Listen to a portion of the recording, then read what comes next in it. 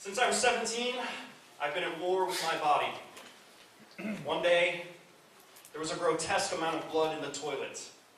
This is not something a young man should experience. And I immediately ran downstairs and told my mom, there's too much blood in the toilet. Any amount is too much.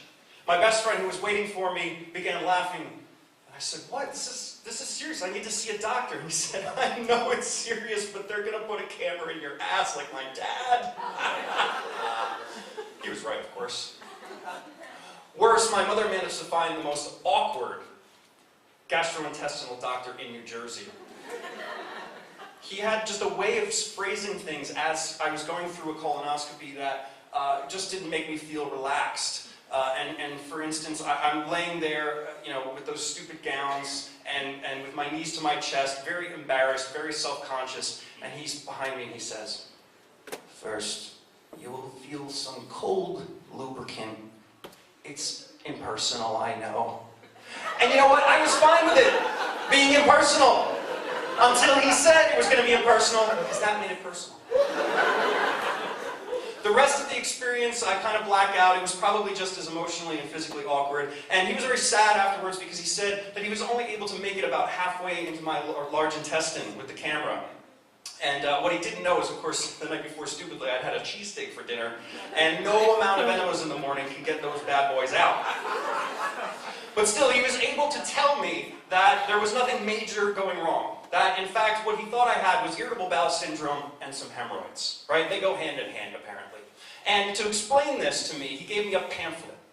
And the pamphlet was not designed by people who thought that 17-year-olds were going to be getting it. It was illustrated cartoonishly. And it made the claim that my digestive system was being run by elves. I would call them the shit elves. There was bloaty and gassy and squirty and crampy. Now, in the pamphlet, they were very happy and they had big smiles, but it was very clear that anything could piss these fickle bastards off. Alcohol, tobacco, fatty foods, too much roughage, dairy, not enough water. Any of those things hits one of those elves, and they're sitting there with a lever to control everything. What do you think they're going to do? Fuck with the levers, right? So that's what's going on in my stomach, apparently. I feel like an old man with hemorrhoids, and at the same time, I'm 5 years old. So you fast forward about a decade of me dealing with intestinal problems, and I got through it. It wasn't too bad, but it started to get a little worse in my early 30s. And in fact, my hemorrhoids flared up with a bloody vengeance, to the point where I ruined a couple of pairs of pants and a couch cushion. And then when I was teaching, I had my back to the board because I was afraid of spotting. I had gone from being an old man treated like a 5-year-old to a teenage girl. That's how I felt. So my wife, sick of me ruining pants and couch cushions, sends me to another doctor who's very down to earth, very relaxed, very funny, and he's able to explain to me, you know what, we'll do a colonoscopy and this time you get to be asleep. I said, oh, that would have been nice the last time. So I get to sleep through the colonoscopy. He says, you know what, good news. The only thing that's wrong with you still got those hemorrhoids. It wouldn't go away. And he said, I can take care of them with a laser. I said, a laser? That sounds like science. He goes, yes. I said, are you going to burn them? He says, no. What we do is the hemorrhoid itself is a bulbous vein. Yours are particularly bulbous. And they're bulbous vein. And so what we do is we laser around them, which tightens the rectum. I said, this is fascinating.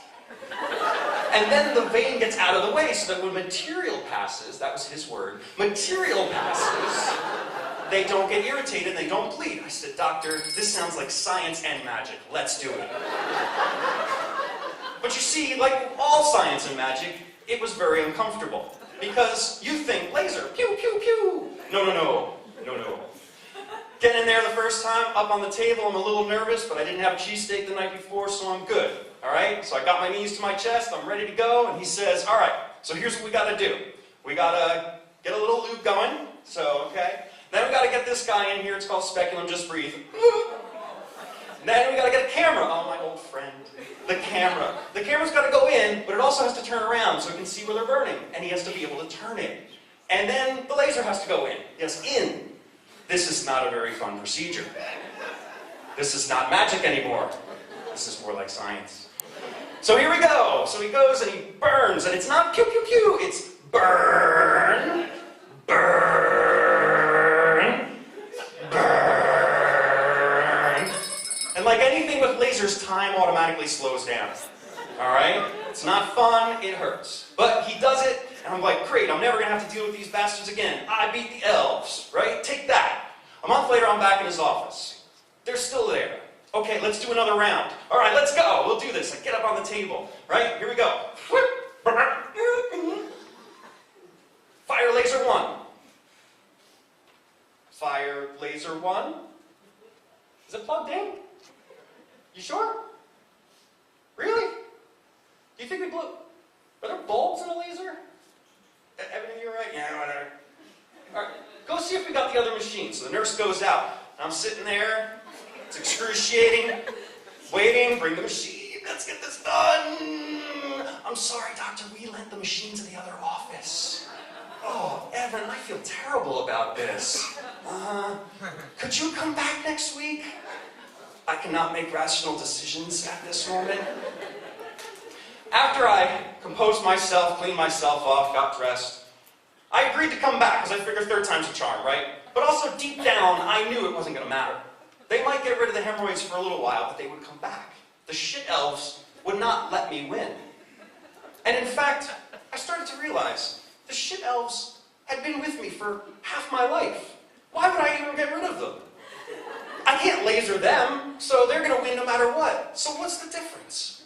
And in fact, the shit elves and my hemorrhoids had changed how I behaved, changed how I ate, changed how I dressed. They were as much a part of me as my glasses. If I got rid of them, I'd be a little different. Maybe more confident, but maybe not any happier.